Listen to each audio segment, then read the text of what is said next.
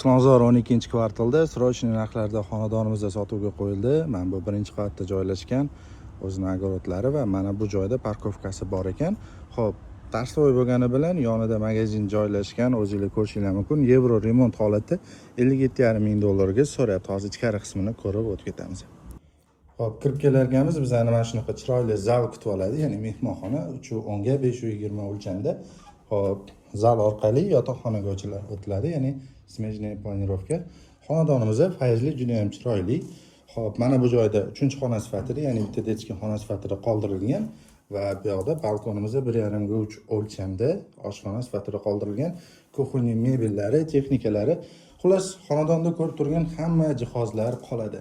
Xo'p, bu yoqimizda koridorimiz va bu yoqda yuvinish xonasi joylashgan. Mana bu yoqda esa hojatxona joylashgan. Xonadonimizning narxi $57,5 ming, 48 kvadrat metrni tashkil qiladi. Opsiyonada nomer qoldiraman, batafsil ma'lumot olsangiz bo'ladi.